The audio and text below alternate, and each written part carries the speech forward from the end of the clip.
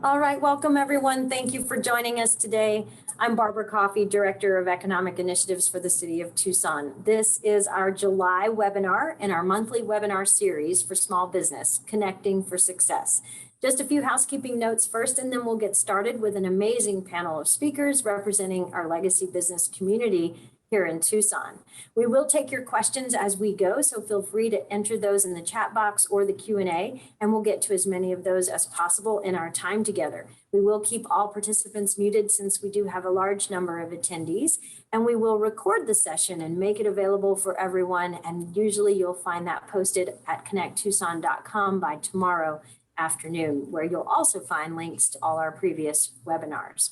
So I'm excited to start our conversation off today with a welcome message from Mayor Regina Romero. Let's watch the video. I'm going to share my screen and we will start with that. So let's do this. All right. I'm glad to have this opportunity to kick off the discussion today about something that is very important to me. My colleagues on the council and I share a deep gratitude for our longtime Tucson businesses, and we felt it was important to recognize and support them in a way that would ensure their success for decades to come. Many of our legacy businesses represent 2 and 3 generations or more of family ownership. Family-owned, mom-and-pop businesses are truly what makes our city a unique and authentic place to live. These establishments are at the heart of our city's cultural fabric.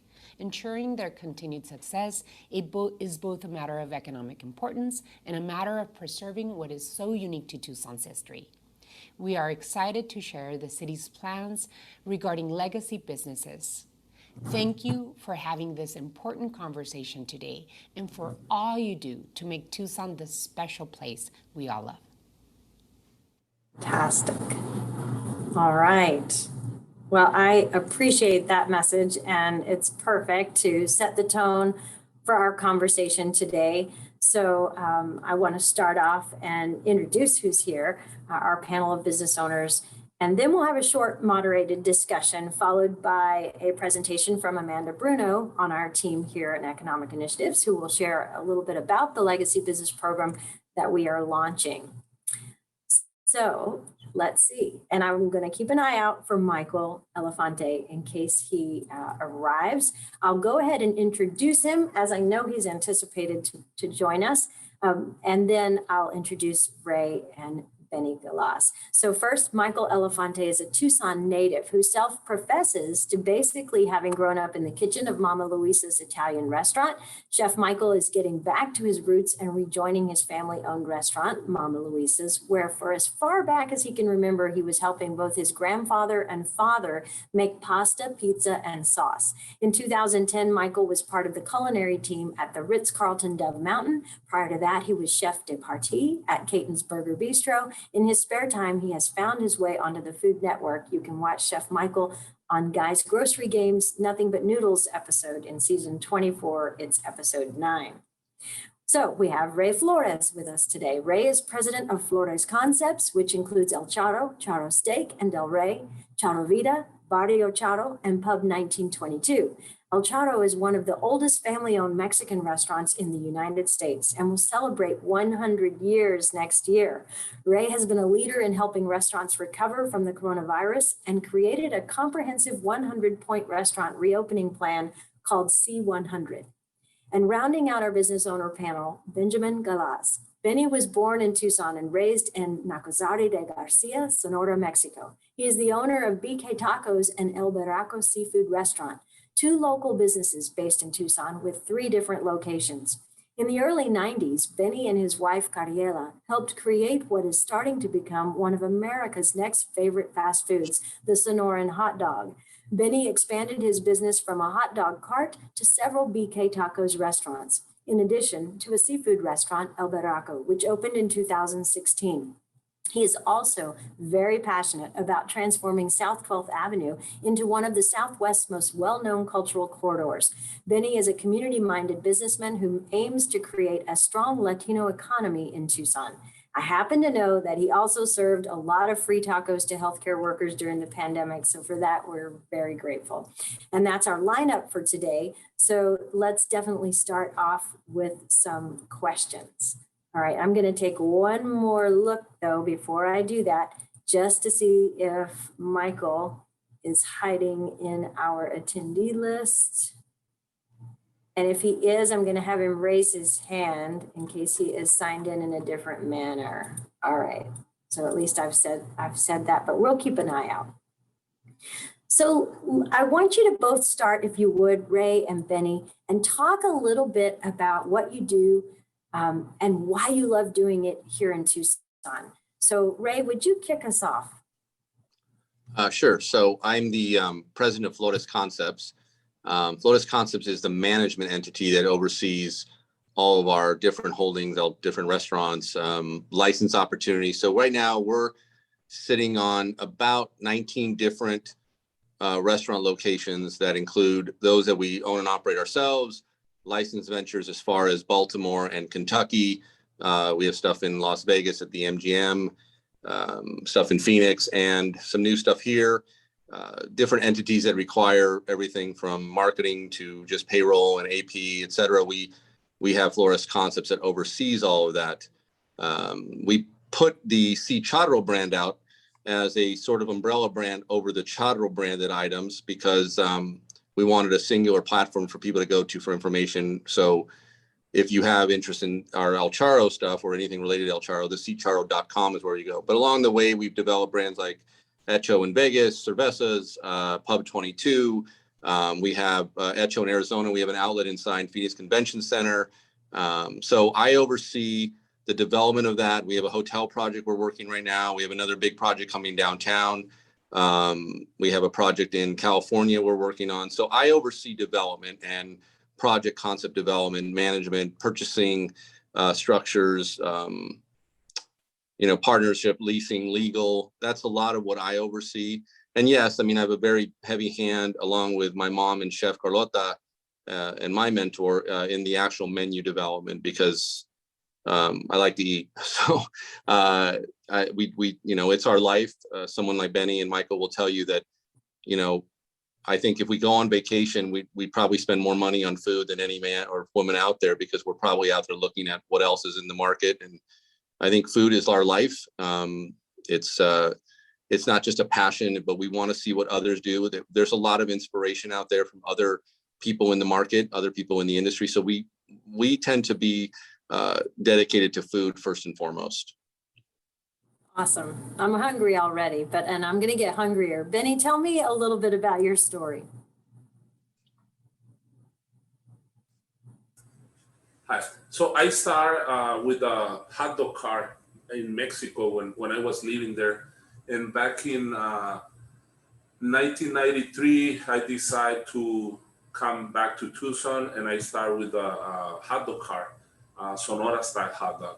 So I started selling those hot dogs, and when I came to school here, I noticed that there was Mexican food, really good Mexican food, like the charro, it's really good, but I was missing the food from my area, from Nacosari, like carne asada, like the hot dogs, caramelos, and it's like a different style of Mexican food. Like Mexico, it's a big country, and it has like its own, each state has a different style of Mexican food. So I was thinking it was a good idea to start adding more menu items to my project. So that's when I start with BK Tacos, and we start selling carne asada tacos on grill, on mesquite, and then we came with the salsa bar.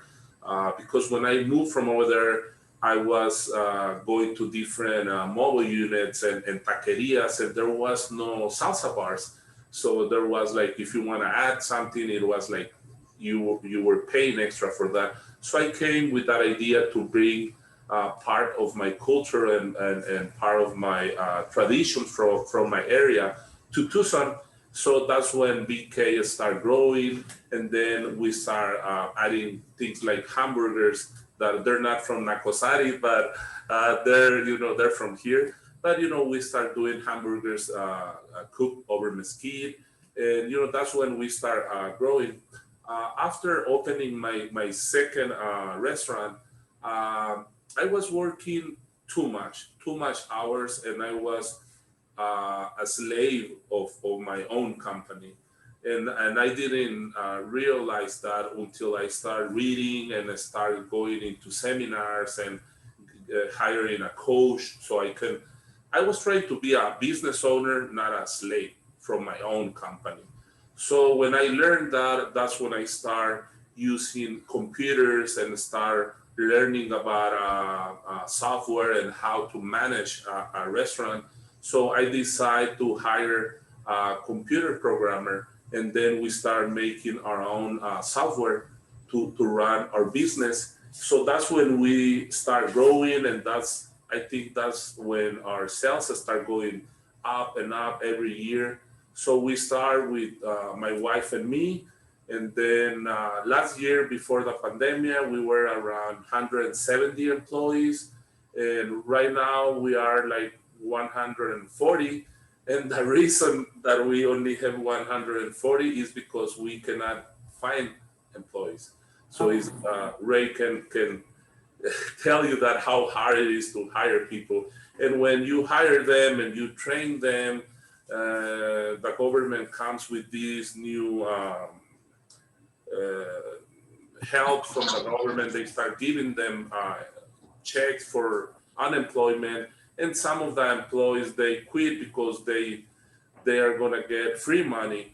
And so it's been a little bit hard, but our business is growing and we are working really hard. And right now we are investing a lot of our profit in technology, like new softwares and new ways of new strategies of doing marketing, like social media and websites and things like that. And so when we opened El Berraco, it was a different concept, and the whole idea, it was the same idea, because I noticed that all the seafood restaurants in Tucson, they were all the menus, they were similar, like recipes from 20 or 30 years old. And the thing now with restaurants, all the recipes are changing because now there is a fusion going on food.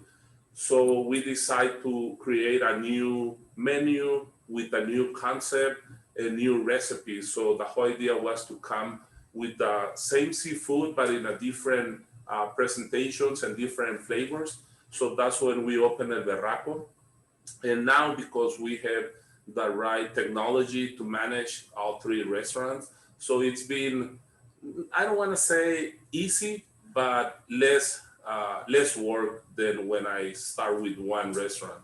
So right now, I'm working in a new BK. We started with that project last year before the pandemic. We stopped the project, but now we're working again on that. So we're gonna open a third BK, and it's gonna be, the menu is gonna be the same, but the concept is gonna be a little bit different. So because everything is changing and fusion still happening, so we are trying to come with new options to customers, like what Ray does, that he always comes with new ideas with all his new concepts. Basically, is what we do. We try to come with different ways of offering a whole new experience, and this is where we are right now. And thanks for the invitation. That's awesome. No, I appreciate that. You've hit on so many things that I was dying to ask you, actually. The Sonoran hot dog, having that creative creation, really, that tasty creation that actually helped you, I think, build a brand. I think that was interesting to hear you talk about that and how you grew from that. And I'm definitely going to ask you some more questions, and Ray as well, but it looks like Michael has joined. I want to give Michael a chance to say hello and turn on his mic if he can do that, and his video if he has it. Michael, are you there? Yeah, there we go. How's it going, everybody? Hi. I had to pull over. I had a little emergency I had to go run out and do. So I was.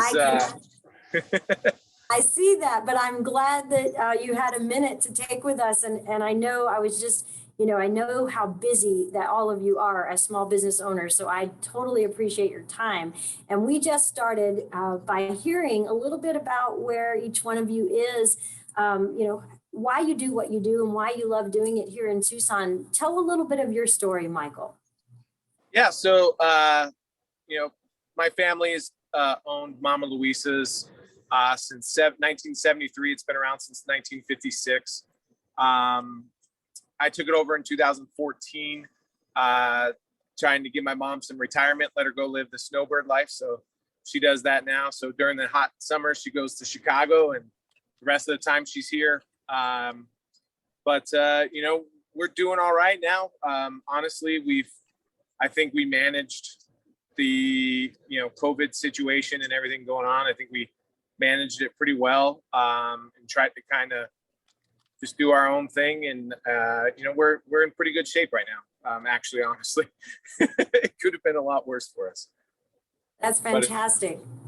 And it seems like you have a whole catering side of your business too, and you were able to maybe put that to work a bit during the pandemic in a different way. What were some of your big aha moments or lessons learned over the last year? Well, so catering aspect, that basically just completely shut down. We had just actually dropped our pizza business because it wasn't doing a lot of business right before the pandemic, like a year before, and focused on our catering aspect. It was like during the pandemic, pizzas were the number one selling thing. And it was like, oh, what are you doing? But when we did that, we bought and invested in a whole bunch of new catering stuff, and we were able to do like 400 to 500 person caterings now. And then, we had those booked. And then obviously when all that happened, those kind of parties weren't happening. But for us, it was just a matter of trying to do what we do and be the restaurateurs that we are, and making people feel safe and comfortable as we always do every single day in our restaurant, but also trying to, at the same time, make them feel even more safe in that. And that's really where kind of we found our shine was really just, doing those kind of newer, I don't even know really how to describe them. Just, we just really tried to assure people with, what we were doing that it was, the right thing. Absolutely. So this is a good opportunity and a segue to ask Ray this question. I introduced him and talked about his C100 plan. And congratulations, by the way, Ray, on the 100 years. I think that's fantastic, and we're so excited to celebrate with you. But what prompted you to write the plan, and how do you intend on using or sharing what you learned? Well, first of all, I will say that I think what we definitely went through the pandemic was a life-altering experience for so many of us. There may be some good to come from it, obviously, but we lost a lot of loved ones. I lost friends during the pandemic. I was very involved with the pandemic from a medical response side. So I have a little bit of background on that. We were very involved with testing in this community and kind of the rigmarole and drama that was involved with. And we also got very involved immediately because I had a unit in Baltimore Airport, and Baltimore, of course, back on the East Coast, was shut down first. And we were right next to a Starbucks, and we knew Starbucks was shutting down weeks before anything happened on the West Coast, if not maybe 30 days or so. And I had started asking local leaders. We have a USDA company, so we have a federal food plant as well. And I started asking our federal inspectors about COVID. And, a lot of people were like, wait, hey, it's not coming here. It's not here yet. Let's wait. I'm like, well, I don't think that's the right position. And I did push a lot of local leaders, and I will always applaud Mayor Romero for listening to me, because I did call on her immediately. And we had some very serious and difficult discussions about dining room shutdowns. But being that I dealt with landlords all around the country and other structures, I knew that we needed to get in front of this, because waiting for it, we would not have the structures legally to go and ask for relief in the rent structures we might have or in the legal agreements we had. Dealing with REITs, like we have a lot of properties with REITs that are nationally owned properties that may not have say, you don't have a problem in Tucson. We needed help from our leadership to step in and go, no, we need to do this before it's a problem. And I think we did albeit some may disagree, I think we did the right thing by jumping out in front of it. Part of our response, of course, was to lead with science. I was not one to jump on the bandwagon of some of our friends where they thought, well, let's just tell people to eat out once in a while. I didn't think that was the right answer. I think what we really wanted to lead with, and I think we did the right thing, was, there was no tie to food for COVID. And that's true now. I mean, if you remember in the beginning, if people sneeze on your food, or if there was that famous, graphic about a Chinese restaurant somewhere where everyone got sick inside, that was never proven true. And, it never had a tie into food. And so to me, moving to a takeout model, it showed our community that restaurant food was safe food. And we really worked hard on that structurally. I was able to form, with the help of the Tucson Metro Chamber, we formed the Tucson Restaurant Advisory Council, which, there is a restaurant association, but it's an Arizona restaurant association, and they're headquartered in Phoenix. And Tucson has our own needs and structures that needed to be responded to. So we really didn't have a restaurant leadership group here. In doing so, we immediately got a seat at the table with the county. We were able to work on the county and talk to them about what language they were going to put forth. And one of the things I think I'm most proud of, and I hope every restaurateur sees this, we were able to take the county and really work with them in taking health department from a punitive type of structure where, everything's about, these restaurant reports and Channel 4 showing whatever have you, and making it really sensational. Public safety, food safety, is a public health issue. It's not one to make fun of on TV or to get headlines for. It's really one that should be based on education. And what we did was get a working relationship with the health department right at the beginning of COVID to say, hey, look, if we really want to come out of this, we have to teach people how to do things better, not just punish them online. And the health department responded. And if everybody, restaurants now know, our health inspections are primarily based on educating people. We're small businesses. We can't afford right now to train somebody for 40, 80, 120 hours just on food safety. We need help with that because it is a public safety issue. And, even if they're training, if they come in and work one shift and they don't have a background, or they don't have a respect for food safety, then we could have an issue with public health. So I think what I'm most proud of is that we really kicked off the narrative that let's focus on educating our employees to be ready to serve the public safely, because that was what we were most up against as a result of the pandemic, where people thought restaurants were guilty of something, and we did nothing wrong. We did not cause a pandemic. We didn't enforce the pandemic. We didn't drive the pandemic, but we were, on every talking cycle, and we had Fauci talking about how he wanted restaurants shut down. And so it was a very scary time, but the only time to respond to that, the only way I knew how to respond to that was through education and fact. And that's what we did. We organized and we created education, we created documentation, and we put it out there as fact. And then you can't argue with that. Fortunately, we were successful, I think, in a lot of those, and those programs are still carrying forward. I think that Tucson has this very rich restaurant culture, and I thank you all for allowing us the time to chat and toot our horn a bit. But I got to tell you, just a couple weeks ago, unbeknownst to us really even, a guy came into Tucson named Mark Weens, who's this famous blogger. And he went out and he did a piece on El Charro and the carne seca and the chimichanga and all. And then he went out and he did stuff on the street tacos and the Sonoran hot dogs and all with other folks in the market. He did 2 videos. So far right now, those videos have garnered over almost 2.5 million views.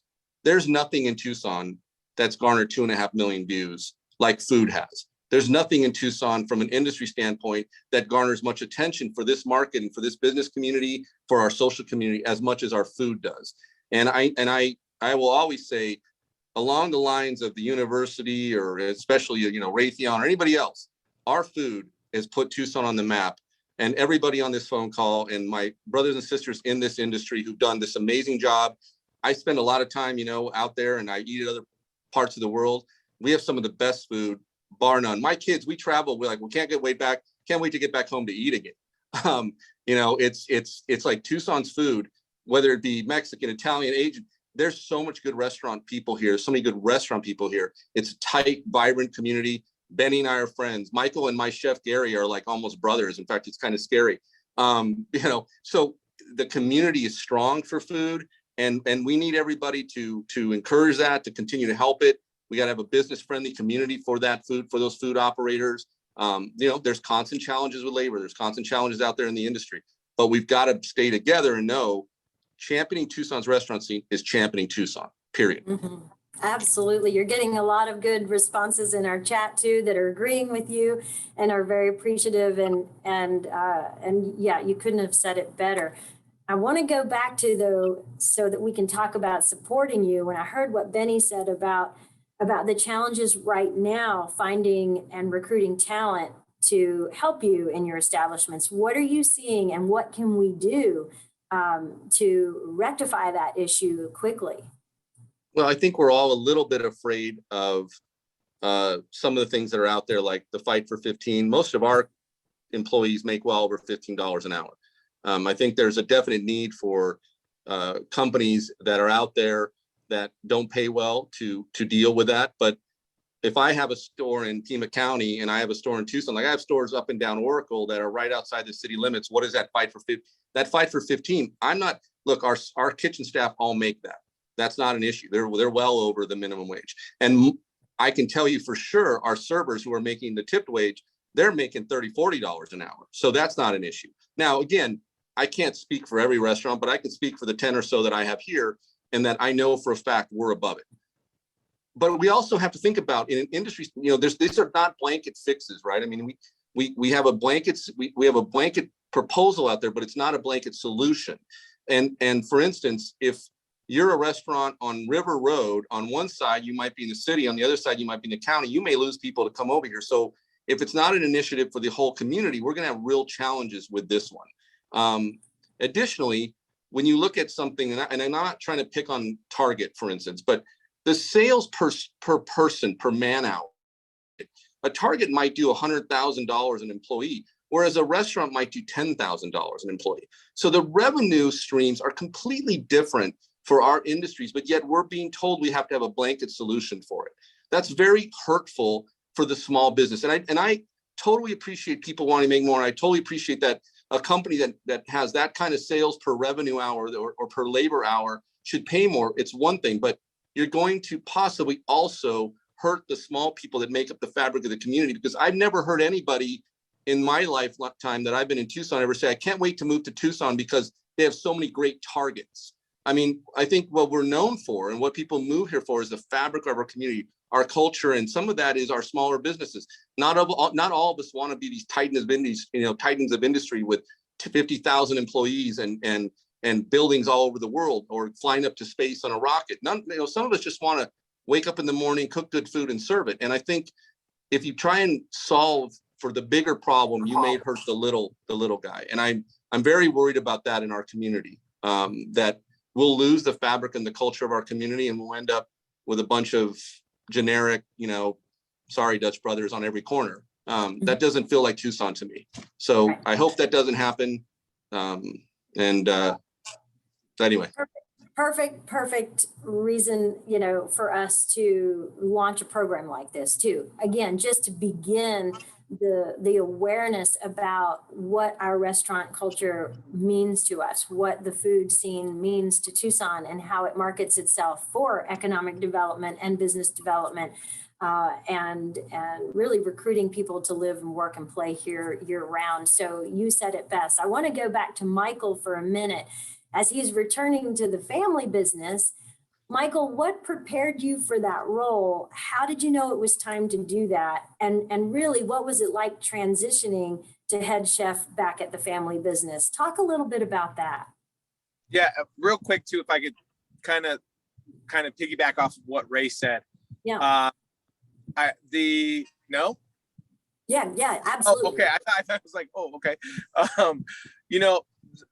I've had people actually calling like these groups that are trying to set up fight for 15s and all that stuff, and they kind of attack me when I respond to it that I don't support it as like I'm a bad guy. And it's like, look, man, I have 19 employees and I'm a small mom and pop. Like, I maybe do on a good night $4,000 in sales, and that's still got to cover my food and all the other labor and all the other utilities that go into it.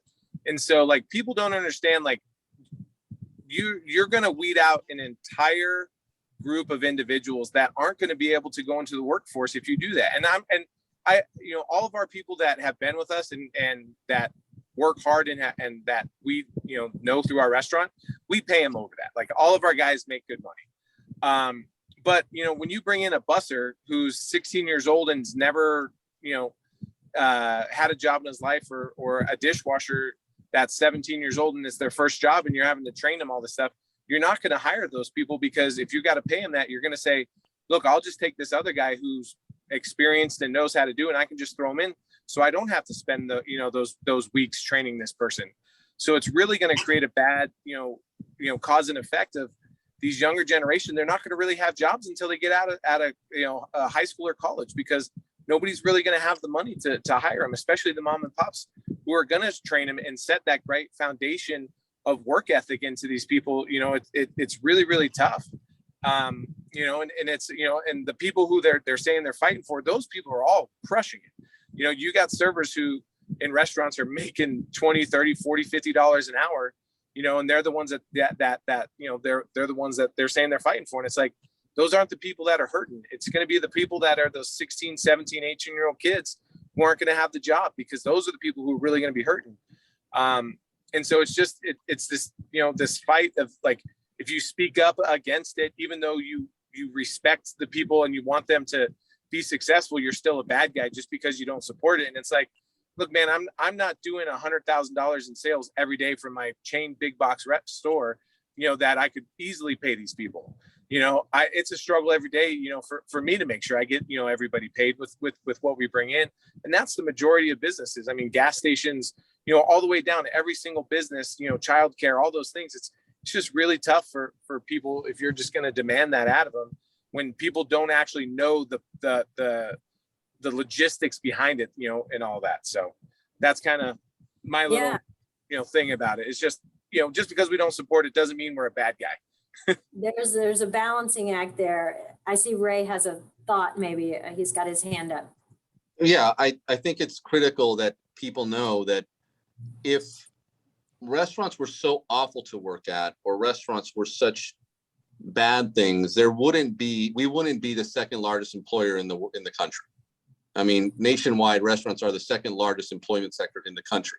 So next to government, right? So if you look at restaurants as a launching point, like what Michael just said, what is our launching point at? Because if people are career restaurant people, they've usually made it up to a certain level within the restaurant where they're satisfied where they're at. We have a lot of folks who work with us who are dual income workers, dual income families, people that need flexible hours. There may be a full-time student who needs to work and make the same equivalent amount of money in 4 or 5 hours, but needs to do that between the hours of 6 and 9 o'clock at night, 10 o'clock at night. That's not available for them to go work at an office setting or even a Target or even a call center or something. We deliver employment to a group of people and to citizens on our community that don't really want those traditional other structured employees. So I understand, and a lot of us do, why the minimum wage and why those people should be paid 15. It's just in our structures, most of the time they are paid over 15. And in Arizona, we're the third highest tipped wage state in the country, next to Hawaii, I think. And then I'm not sure who the second number 1 and 2 is, but we're actually a pretty well-paying state. And in our industry, I can say that because most restaurants here have a robust structure, and because look, a lot of them were able to make it through the pandemic. I think most people, if you walk to the restaurants, most employees are pretty happy with what they're making. Of course, all of us always want to make more, but I think what we have here is an issue where with these type of things going on, you're going to have this coiled up effect where you could end up paying a lot more money for goods and services that will put people that are on the fringe or people that just may have or just eking by, you're going to put them out. And maybe that's survival of the fittest and you can call it all that, but I can tell you that's where I feel like Tucson's going to lose its kind of special nature, and that would be really sad to see happen. I don't know what the solution is. I had proposed to a group of restaurant leaderships that, maybe in the country, they should go to 15 and 50% of that. And the tip wage would be like $7.50. And then the full wage would be 15, because then full service restaurants, which are really what we're talking about here, could survive. I mean, this is not a Chipotle problem. This is a Mama Luisa's problem. This is this is not a problem. Chipotle has figured it out. They're systematic. They've got it. And another $1 an hour for them, they're going to be fine. Yeah. This is the others who are hand making pasta like Michael. I mean, how much is handmade pasta worth? Well, maybe it gets to a point where it's not worth it, and then you can't do it anymore. Charge for, can you charge $21 for a plate of spaghetti and meatballs? Like, that's not going to happen, And yeah. And so let me ask this question, and Benny, you can jump in, and Michael too. I want to hear, because the other piece of survival for legacy businesses, right, is that succession planning, or that, what happens? Can the family continue? Can the next generation continue the business? And I know you've all got some familiarity with that. So, Benny, Michael, can you speak to that? Yes. If you want to go ahead, Benny, go ahead. Okay, so this is the thing, because we are a very small restaurant and our operation is a lot smaller than big companies. We have to prepare everything from scratch, and because we are very small, so we don't have all the machinery or the equipment to produce, let's say, salsas for 50 restaurants. So we have to produce for 1 or 2 restaurants. So the thing is, our labor is a lot higher than big franchises. So when more franchises come next to our business, the only way of compete for us is with quality and customer service. But the thing is, the payroll is a lot less expensive than us, because they receive all their food that comes from another state, and they have like a big commissary where they prepare everything for 3-4 states. So that's the difference, and what we are doing to survive. So we have all our family involved in the operation, like us.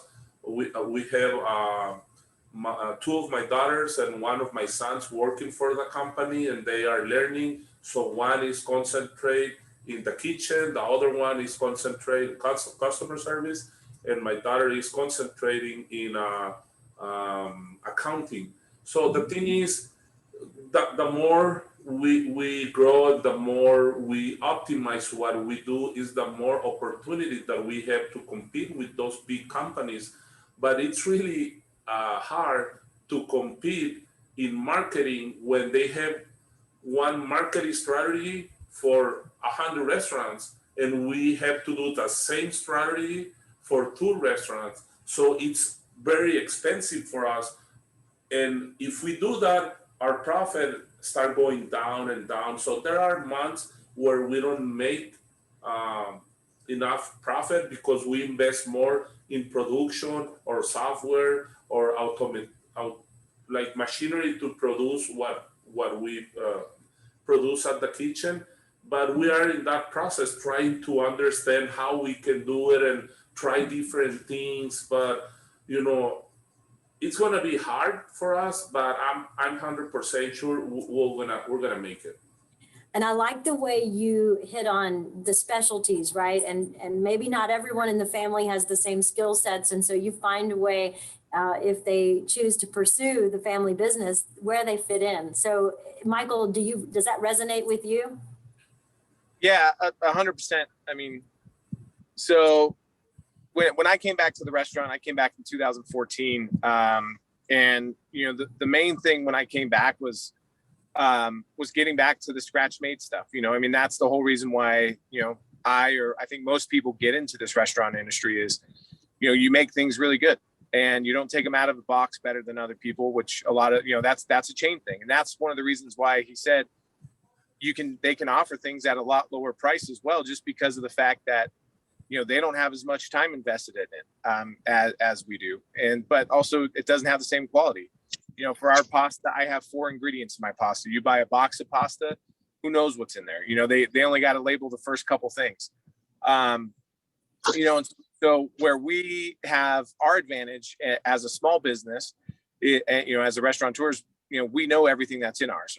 Our quality, every single day we get to inspect it. We don't have to worry about what the guy's doing at the other one, or where, you know, where it's coming from. We know exactly what we're making. And so by that's, you know, by having that labor that is hand making every single thing, you know, it is a little bit more expensive, but it's a way better quality than you would get from some, you know, the Olive Garden or, you know, those big box chain stores. And so, you know, making sure that the family's there, that's a big thing with it is, you know, my mom's in the front. I still, you know, do the front of the house stuff, but, you know, my big, you know, focus is the back, maintaining that quality for, you know, the last 65 years is the exact same Joe Special that you got in 53 is the same, you know, in 56, the same thing you got today. And so, you know, between those and customer service, I mean, those are the parts where we outshine and give that value back to our customers that, you know, you can't get at the other ones. You know, where, you know, we got regulars that come in, every single person we know the name when they walk through the door. If we've seen them, you know, 2 or 3 times, my servers, they know them, you know, hey, how's your family doing? How's your son? How's your mom? You know, all those kind of things. And so being able to provide that level of service is a big part in making sure that, you know, our industry continues, and, you know, making sure that it doesn't all shift to counter service. That's my big fear with how things are going, is the wave of the future is counter service. And so you're going to lose that. You're just going to have a guy come up, place your order on an app or, you know, on a tablet or something, grab a number that prints out and go sit down, and be on your phone. And, you know, half the time people that they come out to eat, they don't even want to talk to the people they're with. Where at our place, you know, that's what we want. We want you to interact with the people you're with. But, you know, my grandma would have slapped me upside the head if I pulled my phone out at the dinner table. You know, so it's just those kind of things that we offer that a lot of places don't anymore, and giving those people the place to go for that. I think that's the big thing. That's where our value comes in to our guests is being able to provide those things that you don't get at other places. Awesome. Well, I appreciate that and love the stories of commitment and passion. And of course, that's what contributes to your success. So I'm going to take a moment and introduce Amanda Bruno so she can share a little bit about what we've been developing. And I'm really curious to have your feedback on it too. Amanda is a project manager for our Office of Economic Initiatives at the City of Tucson. She's charged with coordinating our business retention and expansion programs and assists with marketing as well for our division. She's a native New Yorker and moved to Tucson in 2011 to attend the University of Arizona. She has a bachelor's degree in cultural anthropology and her master's degree in public administration. She currently serves on a number of boards and committees in the region and has been honored for her early career service in local government. So Amanda, I'm turning it over to you to share about our Legacy Business Program. Hi, everyone. Thanks, Barbara. And thanks to Ray and Benny and Michael for being here. Obviously moved to Tucson and Mexican food is really important. But being from New York, Italian food was really hard to come by, good Italian food. And so Mama Luisa's was a game changer for me. So I'm just really glad I discovered them. Okay, so our Legacy Business Program, let me share my screen here. There we go. So this is launching as of today. And so for us, we're trying to recognize these locally owned businesses and the role that they played in shaping our identity as a community. And so we're just looking to support their success however we can. And so this is going to recognize businesses who have been in operation for at least 25 years in Tucson, and we'll recognize you by including you on our Legacy Business Registry, which is still under construction. We'll waive your annual business license fees. You'll get a fun little window sticker, some social media promotion, priority for city programs like our visual improvement program, and others as they are available. And then we will have an option to purchase a plaque if you'd like that as well. So to qualify as a legacy business under this program, you have to be independently owned for-profit business in continuous operation for at least 25 years. This includes businesses that started in the county and were later annexed into the city. And you have to have contributed to the community's history or identity and be committed to maintaining those defining features. So to apply for the program, you go to connecttucson.com, and then there'll be a tab for the Legacy Business Program at the top. The applications are submitted through our website. It's really straightforward. They're reviewed by an internal selection committee, and then they'll be accepted on a rolling basis. You can expect to hear back from us within 60 days. And so the application, like I said, you can find it on our website. We just need your contact information, and then we'll ask you to submit some historical narratives just to justify those 3 criteria that I had mentioned before. And so this is just a short paragraph about how your business came to be, how you've contributed to the community's identity or history, and then how you're going to maintain those defining features. And then some supplemental materials that include photos of the interior, the exterior, signs, and any signature products or services.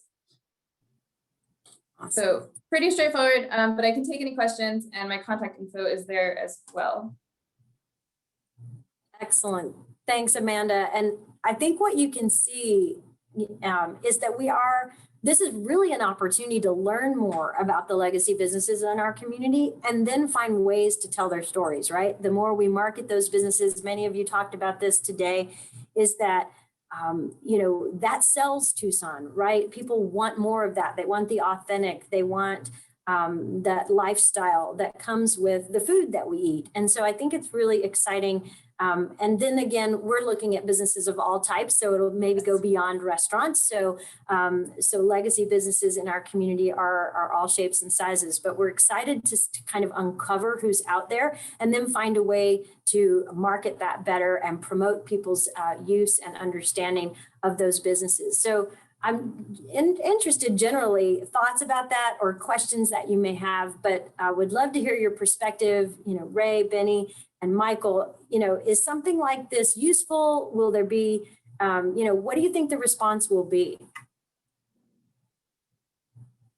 I can go first if you want. I think, I'm not sure if Benny is, I know Michael, you are, there's a certification for the city gastronomy out there. I was against the certification at first. I thought, after being in this business as long as we've been, and I didn't feel like I needed to be certified that I was a member of this community and food. But after going through their process, I had another understanding and appreciation for it. And it really was what you just said. It was based on knowledge. They needed to know more about us and what we do, because, how do you know if you're not in the trenches with us? So I like the concept of knowledge here.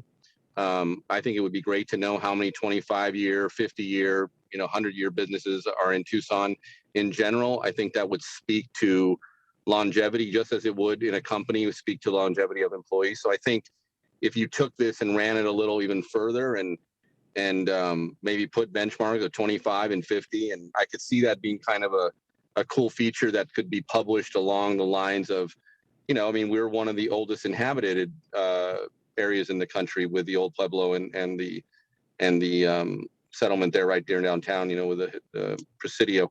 All that sounds great. That's wonderful. I will say, though, that the restaurants tend to get raised up the flagpole a lot in this community. And unfortunately, when that's great, we're in the flagpole and they're using us and people are coming in and, hey, here's these developers. Hey, here's these companies. Hey, here's these people want to relocate.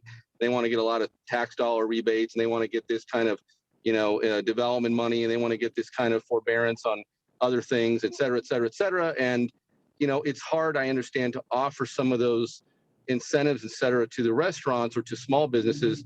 But I do think that in a general sense, I think Tucson, and I'm not saying I have answers for it right now, but I spend time in Laguna every now and then in California, and Laguna Beach is a funny little area. They don't allow chain restaurants. Now, I'm not saying we shouldn't have chain restaurants. Okay. I mean, in a way, I guess you could say I'm a chain restaurant because I've got more than one.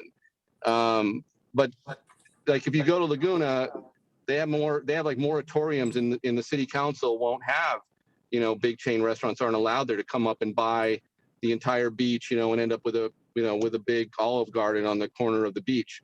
That's said to be that's similar in a lot of little smaller beach towns.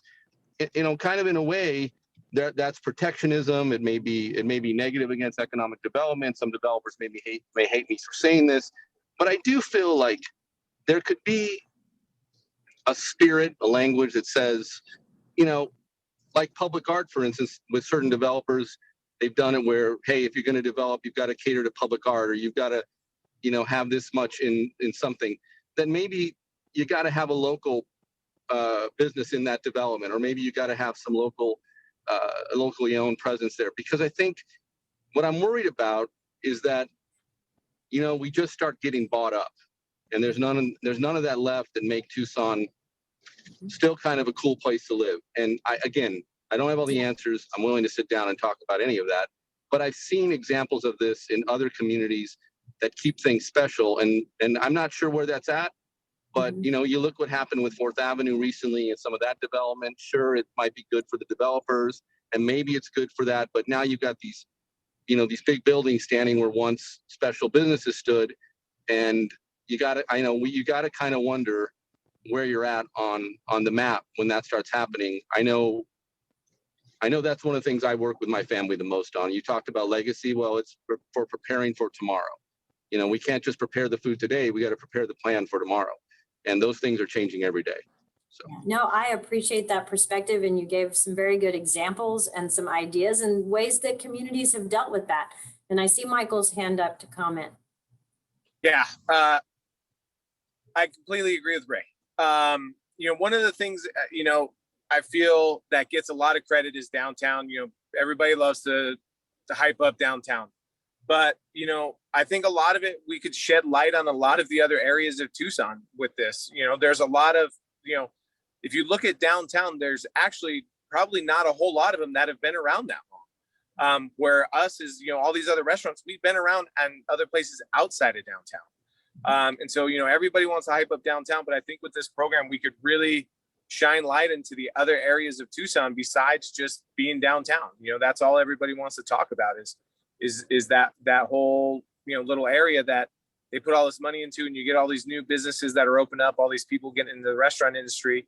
But, there's so much more to Tucson than downtown. There's a great east side. The south side is absolutely amazing. And then you even have great spots up in the north side. I mean, and I just feel like it doesn't get enough attention that we could really shine to with businesses that have been around for this, for a length amount of time. And I think, we could do something with that where, if these people need some help or whatever, where I think we could definitely shine a light onto those areas besides downtown. 100%. I agree with you. I think this is going to be a great opportunity. We'll be able to map, we'll know where everyone is. We'll be able to talk about those things and those businesses that are so special. Benny, any final thoughts from you and your perspective? I'm agreeing with Michael and Ray. I think it's good, when we attract investors from outside the city. But I think, we work really hard for our project and for our cities, for our families. And I think we should, if the city or the county has some help for investors from the outside, I think there should be something for us. And when I see, let's say the Giplet, and you have to invest more than $1 million, some small businesses, they start with less than 100, and there's nothing for them. So I think there should be something for that community of small businesses where they can get some kind of help, or like the taxis with the Giplet, it's awesome. But we cannot apply on that, because if you rent a place and you are trying to open a restaurant, it's going to be less than $1 million, especially if it's your first project, your first restaurant. So I think there should be something, or we have to work for something for smaller businesses. You're right. Yes. And that is always the challenge. It's not a one size fits all, right? All these programs aren't made for everyone. We need to find ways to tailor and support our smallest small businesses. So I appreciate that. And I'm really glad that you all took time. We're coming close to 4 o'clock, and I know you have businesses to run. So I do want to thank you. If there's any last minute questions from anyone that's listening, I'm happy to see that in the chat. And I don't see anything else other than, again, a lot of agreement with what's been said.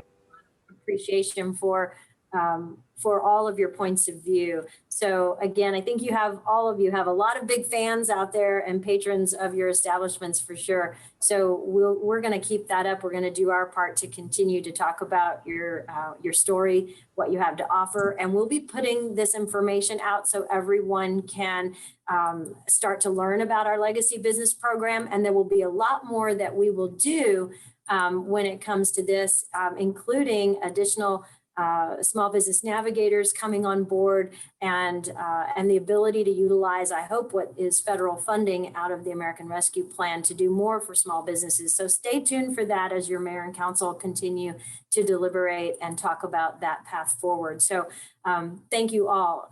I'll wrap us up. We'll be back next month on Monday, August 23rd at 3 p.m. Be sure to watch your inbox for the announcement and registration link, and we'll keep you connecting for success. So don't forget, you can also call our City of Tucson Economic Initiative Small Business Assistance line at 520-837-4100 and visit connecttucson.com for any of our resources there. You can sign up as well for our email newsletter and updates so you won't miss a thing. So everyone, have a great afternoon. Thank you, Ray. Thank you, Michael. I'm glad you got on. We found you. And look how easily we run around in our world today with our cell phones and our automobiles. We can be anywhere. So thanks, Benny. Thank you, Amanda. Have a great day. Thank you very much. I appreciate it. Thank you, everyone. Thank you. Have a wonderful day.